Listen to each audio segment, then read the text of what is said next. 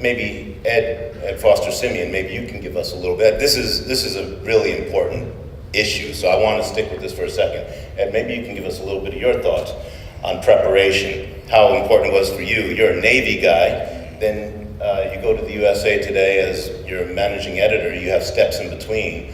I can't think of a stronger foundation than what you've accomplished in life.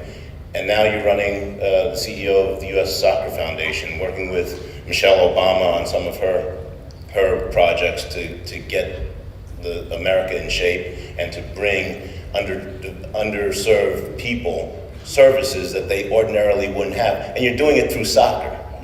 How did you prepare for all this? Well, it's kind of a funny question. I was sitting here thinking about that, and the reality is that, looking back in the rearview mirror of life, it looks like, oh, well, you just do this and you just do that and you just do that. And the reality is, it just starts with the basic fundamentals of trying to do the best job at whatever you're doing at that particular time. And that starts in school. Preparation for me in my career, I would say the most fundamental thing that has helped me in my career and in my life is learning to communicate, to speak, and to write clearly. Because one of the things that I've learned, because I've had a number of jobs, I've been a salesman, I've been in the Navy, I've been a journalist, and now I'm a nonprofit executive. And in all those jobs, in every one of them, the ability to communicate and write clearly, the ability to convey ideas and get people to understand what it is that I am talking about, or what it is that I would like to see happen, transcends every one of those fields, as different as those fields are.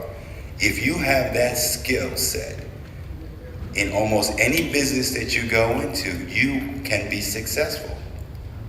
There are a lot of extremely intelligent people, much smarter than I, who cannot communicate ideas.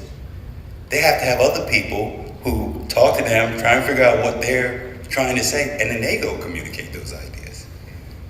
The ability to communicate ideas is fundamental, in my belief, a fundamental piece of the platform for success in any field, from entertainment to business to anything.